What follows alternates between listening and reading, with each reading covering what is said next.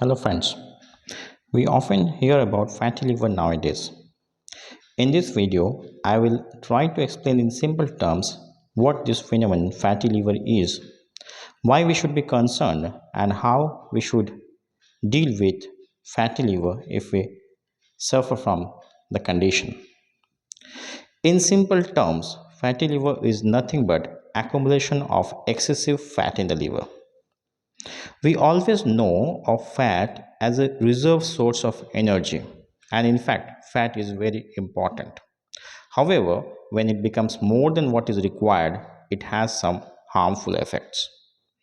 The spectrum of fatty liver involves simple accumulation of fat in one end to excessive damage to the liver, resulting in fibrosis at the other end. So, this is a progressive disease which, if not curtailed in the initial stage, it can lead to a serious condition of the liver, which is nothing but cirrhosis. Now, this term is medically known as non alcoholic fatty liver. The reason behind is we all know of alcohol as something which is very bad for the health of the liver. People who consume excessive amounts of alcohol, they suffer from fatty liver. In contrast, this disease affects the people who don't consume alcohol. So this is non-alcoholic fatty liver. One of the main reasons behind this disease is the lifestyle that we follow. Nowadays, most of us have sedentary lifestyles. Most of us have a high calorie diet which is in excess of what is required. We have a life which is very less in physical activity. Most of our job profiles are nowadays associated with sitting in front of the computer or sitting in on a desk throughout the day. So this predisposes us to the condition known as fatty liver. In the initial stages, fatty liver is harmless. It has a set of symptoms which is hardly detectable or predictive of the serious condition that may follow. Initially, there may be some weakness, some bloating, some complaints of pain abdomen, and very non-specific symptoms. But if it progresses, the fatty liver soon starts inflaming the liver. Inflaming the liver means the condition where the cells are getting damaged. Over a period of time, the damage progresses and the liver heals by a condition known as fibrosis.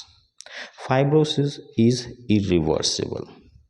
Fat accumulation may be reversed, but fibrosis that occurs in the long run may increase and increase till a condition is reached where the function of the liver is compromised. Liver is a very important organ for the body. Liver is important for digestion. Liver is important for metabolism. Liver is in fact the seat of metabolism. The entire metabolism of the body is directly or indirectly controlled by the liver. So, in the end, if the function of the liver is lost because of the progression of the disease, the condition may become life threatening. So, this is in nutshell what we know about the condition fatty liver. Now, there is a cause of concern definitely, but I will tell you it can be dealt with very simple way. How? By simple lifestyle modifications. The most important lifestyle modification is a regular physical activity. The next step is to reduce the calorie intake which is in excess of our requirement. These two steps together, that is a healthy physical activity and the consumption of a balanced diet with the right amount of calorie, can go a long way in prevention of the condition of fatty liver. Even if fatty liver develops, it can be reversed by these two lifestyle modifications. However, if it progresses to fibrosis, the reversibility of the condition may not be so easy, and it may progress to a serious disease known as cirrhosis of liver. Now, apart from the lifestyle modifications, which is the first and most important step that is advocated for all people who are having the condition, there are also some drug treatment which have come in recent times.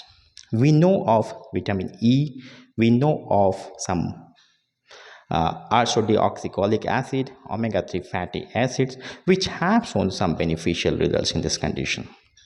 The most recent addition in the armamentarium of the treatment of this condition is a molecule known as saroglitazole. Now, for this molecule, I will not go into details, but will ask you to consult your physician if such a molecule is required to be prescribed. Thank you.